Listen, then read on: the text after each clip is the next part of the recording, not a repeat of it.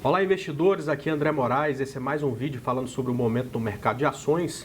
Hoje, o último dia do mês, dia 28 de fevereiro de 2013, o dia começou bem agitado, o Vale soltou o balanço ontem, mercado externo todo subindo, China subiu um monte, Ásia subiu um monte, mercado europeu positivo. Vamos dar uma olhada como é que está o nosso Ibovespa.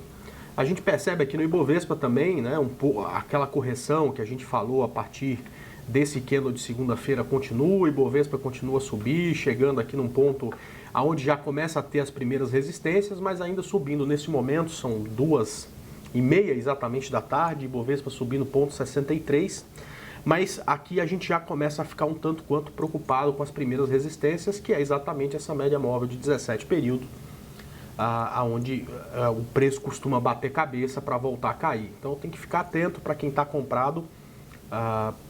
Valeu a pena comprar, né? Um monte de coisa que a gente tinha comentado aqui andou, por exemplo, a LL3 já chegou inclusive mais do que o alvo de onda 3, você tem, por exemplo, o caso da SBSP3 também andando, rompendo o topo, você tem aqui a Tecnisa, que também foi-se embora, né? Também deu boa operação, MRVE3, que acabou indo ontem, hoje até recuou um pouco, está devolvendo, EZTC3, a mesma coisa, devolvendo um pouco hoje, vamos torcer para que ela ganhe força novamente aí até o final do dia.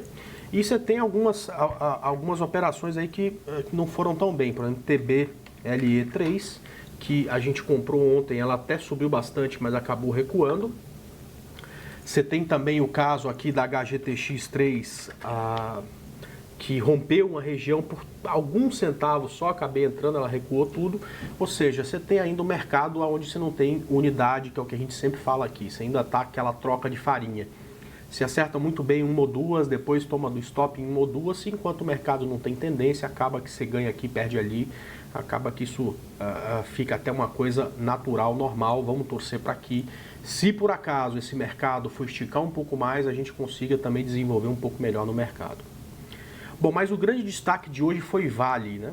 Ontem saiu o balanço da Vale e 30 segundos depois tinha uma enxurrada de reportagens falando do pior balanço de Vale, de prejuízos não sei o que, não sei o que, não sei o que. Vale caiu no aftermarket e a expectativa para hoje de manhã para Vale era uma expectativa muito negativa.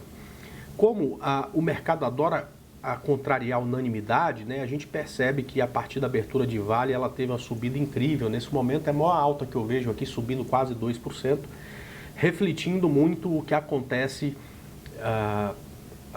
em tudo quanto é balanço que tem grande variação, né? Isso já está precificado, é normal que aconteça dessa forma. No primeiro momento, quem tem menos experiência acaba se enfiando numa operação ou saindo de uma operação no momento praticamente o pior momento, né? No momento completamente equivocado, e quem espera um pouco mais tem a condição aí de pegar a opinião dos profissionais ou de quem opera pensando num prazo maior e sabia da perspectiva e agora tem o resultado e a gente precisa ver como é que vai trabalhar esse resultado. Mas uma coisa é muito importante, é preciso separar algumas coisas que são muito importantes. Uma coisa é exatamente perspectiva e a outra é resultado, ok? Quando você tem uma perspectiva negativa, o preço cai com antecipação, ele não é profeta do passado. Então, já se imaginava que a Vale teria um balanço ruim, por isso que ela caiu. E quando a perspectiva é boa, por isso que ela caiu, né, antes, caiu 20% aí da topo, estava lá em 42, foi parar em 34, né? E quando você tem uma subida antes do balanço, né, você tem uma perspectiva positiva, ou seja, é interessante observar que o mercado espera um bom balanço e por isso sobe, mas tudo isso de antecipação. Não tem como ser profeta do passado, o balanço foi ruim, então vai cair. Não, provavelmente caiu porque o balanço foi ruim. É muito difícil algum balanço surpreender analista, é muito difícil um balanço surpreender o mercado. Agora, mais importante ainda é não confundir duas coisas simples. Dado, notícia é importante para quem opera por longo prazo. Para quem opera por curto prazo, o mais importante é o gráfico. Quando você mistura essas coisas, isso não dá liga, isso geralmente faz o cara perder dinheiro.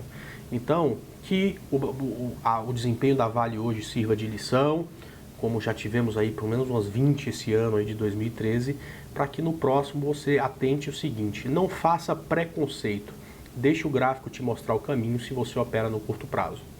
Um grande abraço e até amanhã, sexta-feira, no nosso próximo vídeo falando sobre o momento de mercado de ações. Até lá!